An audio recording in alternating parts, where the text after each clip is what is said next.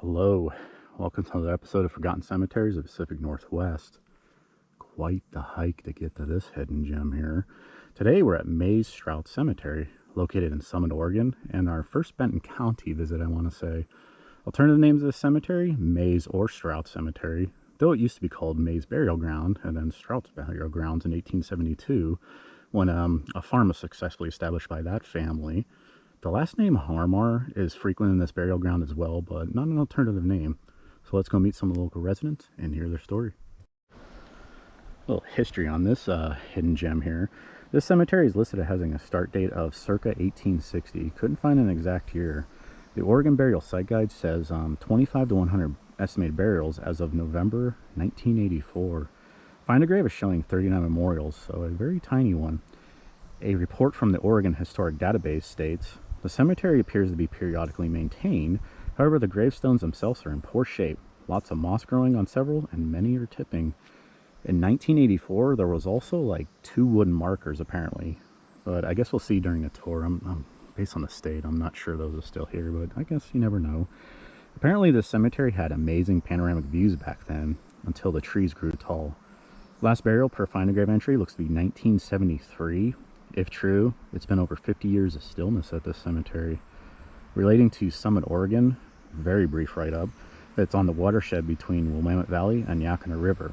At one time, the place was called Summitville.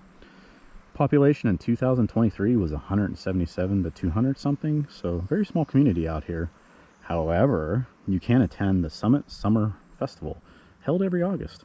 Preview local musicians, buy arts and craft treasures, quilt raffles, watermelon eating contests, and pie auctions. Oh boy.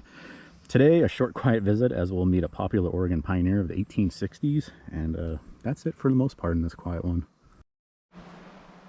Alrighty, first stop is James A. Hamar ahead, born in 1822 in Indiana. As you can see, he's a pioneer of 1862. Well, maybe you can see it's on his headstone there.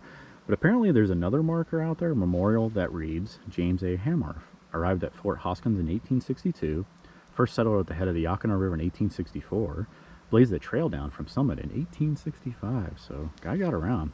Fort Hoskins was one of the 3 forts created by the U.S. Army back then to monitor the coastal Indian Reserve. From my readings, it was a very short-lived fort, but 2 famous individuals sorted that fort, one being Christopher Auger, the other being the popular Philip Sheridan, also known for being one of the first, under Sherman's command, to use the scorched earth policy against the Confederate Army during the Valley campaigns, a policy that includes a military practice of destroying everything that a military forces basically be able to fight a war. This includes the destruction of food, water, animals, plants, etc. It's pretty devastating. In 1977, Geneva actually banned this tactic because it was considered too brutal. Towards the end of his life, James was known as Grandpa Hamar. To add, James' grandfather, by the looks, was a Revolutionary War soldier serving under Matthias Ogden, New Jersey regiment. I don't think we ever come across anyone that has New Jersey ties. It seems to be very rare in our travels for some reason. Just kind of noticed that. Also, Matthias Ogden played a major part in minting New Jersey copper coins, the horsehead copper. I know you're all excited about that historical tidbit. No marker for Charles Bradshaw Mays, from my understanding. He's somewhere in this cemetery. Looks like he died at the young age of 52 in 1891 of consumption, sadly. I did read that the Mays family are 1852 immigrants, and quite a number of them came. His father, Elijah Jefferson Mays, was apparently well known in Lane County and respected during his passing. But one of those stories with no marker to display in Oregon pioneer history, sadly. Alrighty, definitely not hiking up that hill again. Your indications for this cemetery, there's a railroad bridge that you'll go under most likely, and quickly after that there's a little pull-off where you can park your road. Look to the side of the road and you'll see some tractor tracks going up a big steep hill. It's quite the hike to get to this one, half a mile maybe more, I'm not sure. It'll feel like a lot. How about that? And then opens up to the cemetery, which I kind of agree with that report that it's sort of maintained, sort of not.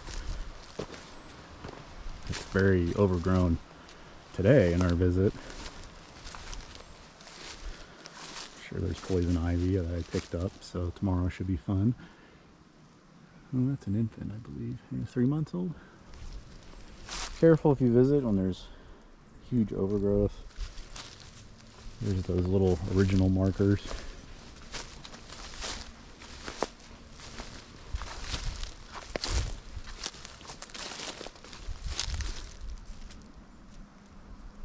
It looks like an infant as well. Somebody way back here, it looks like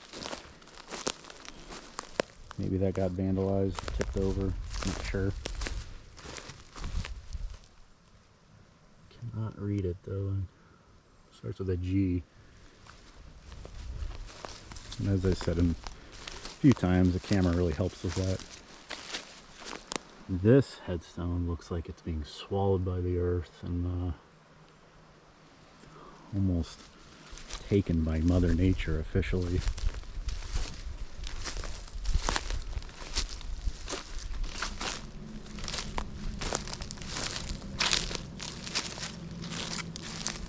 Look at those Strouts.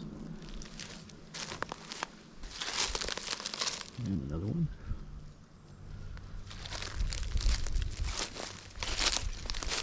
Let's head over. There is a path that separates the two burial grounds. It's almost like two family cemeteries in one. We've kind of seen that before in the past. I think this is where the majority of the Hamars are. I think I'm saying that right. But there is some random last names. Edwards.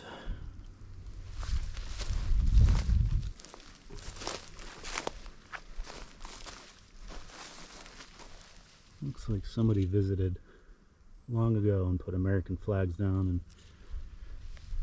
fake flowers. All withered away now. I wonder if it's been a while since somebody's been here. I do get the feeling that somebody's coming by and cleaning James Hamar's headstone. It just looks so pristine and in great shape. And I'm guessing this is his wife here, Sarah. Her headstone's in pretty good shape as well.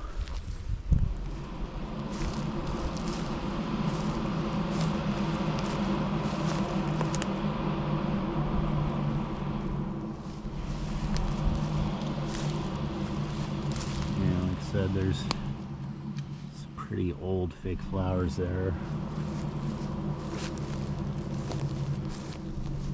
Wow, look at this headstone. The bottom is like failing and pulling away. It's almost on its way out. A lot of moss on top though.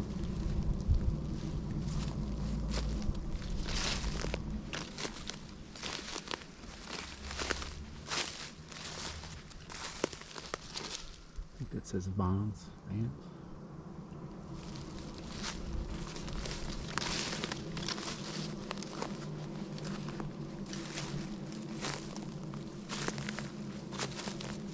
Those little markers are everywhere.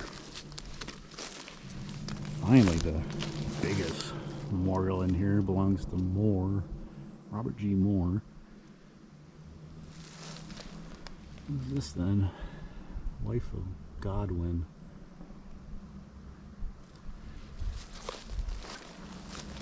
And I think that's it. Like I said, it's pretty overgrown. Don't think this one's come to quite frequently. Anyways, hope you're doing good. Hope things are well. Thanks for watching. A lot of new subscribers, so thanks for subscribing. I hope you're enjoying the channel in this newest video. If you have any other recommendations for cemeteries to visit in Oregon or Southern Washington, feel free to comment below. Thanks for watching and have a good one. So hopefully you can see way down there, but there is a railroad bridge. Your indicator will be that 35-mile-an-hour little sign there. And then there's the trail that leads up to the cemetery. So, ever come out, have fun, wear your hiking boots.